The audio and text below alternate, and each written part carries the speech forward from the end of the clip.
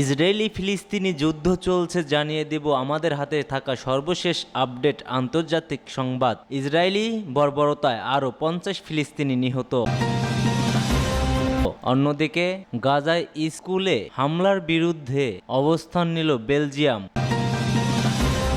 এবং ভারতে ওষুধ কোম্পানিতে বিস্ফোরণ, নিহত হয়েছেন 17। আরও জানিয়ে দেব পেজেশকিয়ানের নেতৃত্বে ইরানে নতুন মন্ত্রিসভা এবং সর্বশেষ জানিয়ে দেব এবার পাকিস্তানে 6000 বিক্ষোভকারীর বিরুদ্ধে মামলা পুলিশের। এতক্ষণ শুনছিলেন সংবাদ শিরোনাম, এবার বিস্তারিত। তার আগে আমাদের ভিডিওটি যদি ভালো লেগে থাকে অবশ্যই একটি লাইক করবেন এবং কে কোথা থেকে দেখছেন জানিয়ে দেবেন। ইসরায়েলি বর্বরতায় আরও 50 ফিলিস্তিনি নিহত। অবরুদ্ধ গাজা উপত্যকায় অব্যাহত ইসরায়েলি হামলায় আরও 50 জন ফিলিস্তিনি নিহত হয়েছে, যা নিয়ে গত 7 অক্টোবর থেকে সামগ্রিক মৃত্যুর সংখ্যা বেড়ে 40,223 জনে দাঁড়িয়েছে। এছাড়া আহতের সংখ্যা বেড়ে ঠেকেছে 92,981-তে। বুধবার যুদ্ধবিধ্বস্ত উপত্যকার স্বাস্থ্য মন্ত্রণালয় এক বিবৃতিতে এ তথ্য জানিয়েছে। বিবৃতিতে বলা হয়েছে, অবরুদ্ধ গাজায় বর্বর ইসরায়েলি বাহিনী গত 24 ঘন্টায় গণহত্যা চালিয়ে 4টি পরিবারের সব সদস্যসহ 50 জনকে হত্যা করেছে। এ সময়ে আরও 124 জন আহত হয়েছেন। অবিলম্বে যুদ্ধবিরতির দাবিতে জাতিসংঘের নিরাপত্তা পরিষদে একটি প্রস্তাব পাশ হওয়া সত্ত্বেও গত 7 অক্টোবরের পর থেকে ইসরায়েল গাজা উপত্যকায় তার নৃশংস আক্রমণ অব্যাহত রেখেছেন। 10 মাসেরও বেশি সময় ধরে চালানো ইসরায়েলি আগ্রাসনে গাজার বিস্তীর্ণ অঞ্চল খাদ্য, বিশুদ্ধ পানি এবং ওষুধের অবরোধের মধ্যে ধ্বংসস্তূপে পরিণত হয়েছে। ইসরায়েলি হামলায় ভেঙে পড়া ভবনের ধ্বংসস্তূপের নিচে চাপা পড়ে হাজার হাজার মানুষ মারা যাওয়ার সম্ভাবনাও অনেক বেশি। এছাড়া বাস্তুচ্যুত হয়েছে 20 লাখেরও বেশি ফিলিস্তিনি। গাজায় স্কুলে হামলার বিরুদ্ধে অবস্থান নিল বেলজিয়াম। গাজায় স্কুলে ইসরায়েলি হামলার নিন্দা জানিয়েছে বেলজিয়াম। দেশটি এ ধরনের হামলা সমর্থন করে না এবং তা বন্ধ চায় বলে স্পষ্ট জানিয়ে দিয়েছে।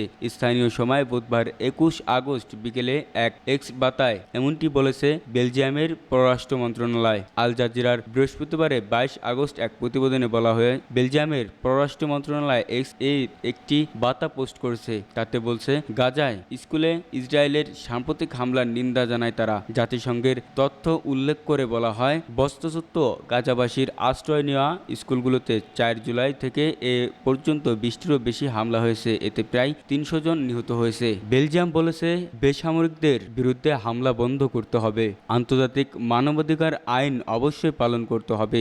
যুদ্ধবিরতির জন্য আমাদের আহ্বান পুনর্ব্যক্ত করছি। প্রসঙ্গত, জুলাই মাস থেকে গাজায় হামলা জোরদার করছে ইসরায়েল। তারা এবার অনবরত স্কুলগুলোতে হামলা চালাচ্ছে। এসব স্কুলে শরণার্থীরা আশ্রয় নিয়েছে। সম্প্রতি বড় হামলার একটি হলো গাজা শহরে আল দারাজ জেলায় অবস্থিত আল তাবিন স্কুলে ইসরায়েলি হামলা। এই স্কুলে শরণার্থীরা আশ্রয় নিয়েছিলেন, যেখানে ফরজ নামাজ আদায়কালে ইসরায়েলের রকেট হামলা চালায়। এতে শতাধিক ব্যক্তি নিহত হয়েছে। 10 আগস্ট সকালে গাজার মিডিয়া অফিস জানায়, বাস্তুচ্যুত মানুষকে লক্ষ্য করে ইসরায়েলি হামলা চালানো হয়েছে। আহতদের অবস্থান সংকটাপন্ন। প্রতি মুহূর্তে নতুন মৃত্যুর খবর আসছে। গাজায় সিভিল ডিফেন্স এজেন্সি বলেছে, 3টি ইসরায়েলি রকেট স্কুলে আঘাত করেছে। ঘটনাটিকে একটি ভয়াবহ গণহত্যা হিসেবে বর্ণনা করেছে তারা। মামলায় নিহত অনেকের দেহ আগুন লেগে ছাই হয়ে গেছে। ভারতে ওষুধ কোম্পানিতে বিস্ফোরণ, নিহত 17। ভারতের অন্ধ্রপ্রদেশের একটি ওষুধ কোম্পানিতে বিস্ফোরণে কমপক্ষে 17 জন নিহত হয়েছেন। আহত হয়েছেন অন্তত 41 জন। বুধবার 21 জুলাই প্রদেশটির অনাকপল্লের অর্শুতপুরমের বিশেষ অর্থনৈতিক জোনে এই দুর্ঘটনা ঘটে। দুর্ঘটনায় এক্সেন্সিয়া ফার্মা নামের একটি কোম্পানির প্ল্যান্টে বিস্ফোরণের ঘটনা ঘটে। পরে আহতদের এনটিআর হাসপাতালে চিকিৎসার জন্য নিয়ে যাওয়া হয়। প্রতিবেদনটিতে বলা হয়। ঔষধ কোম্পানির এক কর্মকর্তা তাদের 4 কর্মী নিহত হওয়ার বিষয়টি নিশ্চিত করেছেন। জানিয়েছেন তাদের প্ল্যান্টের রিয়েক্টর থেকে এই বিস্ফোরণের ঘটনাটি ঘটে। ভয়াবহ এই বিস্ফোরণটি হয়েছে দুপুরের খাবারের বিরতির সময়, ফলে বেশিরভাগ কর্মী ওই সময় প্ল্যান্টের ভেতর ছিলেন না। এ কারণে বড় ধরনের দুর্ঘটনা এড়ানো গেছে বলে জানিয়েছে বিভিন্ন গণমাধ্যম। অন্ধ্রপ্রদেশের মুখ্যমন্ত্রী এন চন্দ্রবাবু নাইডু বিস্ফোরণস্থল পরিদর্শন করেছেন। তিনি দুর্ঘটনার কারণে খুঁজে বের করতে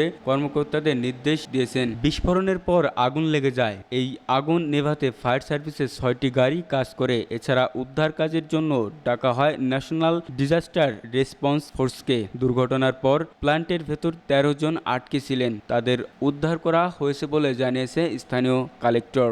পেজেশকিয়ানের নেতৃত্বে ইরানের নতুন মন্ত্রিসভা। ইরানের সংস্কারপন্থী প্রেসিডেন্ট মাসুদ পেজেশকিয়ানের নেতৃত্বে নতুন মন্ত্রিসভা গঠন হলো ইরানে। বুধবার 21শে আগস্ট প্রস্তাবিত মন্ত্রিসভাকে অনুমোদন দিয়েছে দেশটির পার্লামেন্ট। ইরানের রাষ্ট্রীয় গণমাধ্যম নিশ্চিত করেছে এ তথ্য।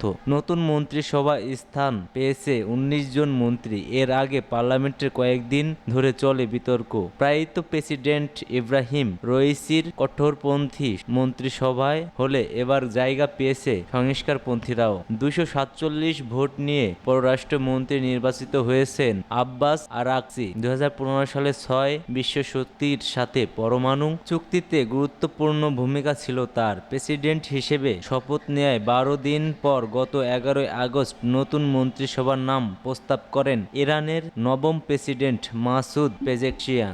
পাকিস্তানের 6000 বিক্ষোভকারী বিরুদ্ধে মামলা পুলিশের। পাকিস্তানের রাজধানী ইসলামাবাদের রেড জোনে প্রবেশের দায়ে 6000 বিক্ষোভকারীর বিরুদ্ধে মামলা করেছে পুলিশ। আলম ই মজলিস তাহফুজ ই নবুয়াত নামের এক সংগঠনের ব্যানারে গত রবিবার রেড জোনে প্রবেশ করে তারা। পাকিস্তান ভিত্তিক সংবাদ মাধ্যমে ডন জানিয়েছেন সন্ত্রাস বিরোধী আইনসহ পাকিস্তান দণ্ডবিধির কয়েকটি ধারায় গতকাল বুধবার করা এই মামলায় 7 জনের নাম উল্লেখ করা হয়। বাকিদের অজ্ঞাত হিসেবে জানানো হয়েছে। এজাহারে বলা হয় ঘটনার দিন বিকেলে 3:30টার দিকে কাজী আব্দুল রশিদের নেতৃত্বে 3 দিক থেকে আসা দুর্বৃত্তরা এক্সপ্রেস চক্রে জড়ো হয়ে থাকে। তাদের সংখ্যা ছিল 5 থেকে 6 হাজারের মতো। অস্ত্র ও লাঠিসোঁটা নিয়ে তারা সেখানে জড়ো হয়। আকুতুর্ক অ্যাভিনিউ, জিন্নাহ অ্যাভিনিউ ও দুর্বাস রোড অবরোধের পাশাপাশি এক্সপ্রেস চক্রে তারা একটি মঞ্চ স্থাপন করে।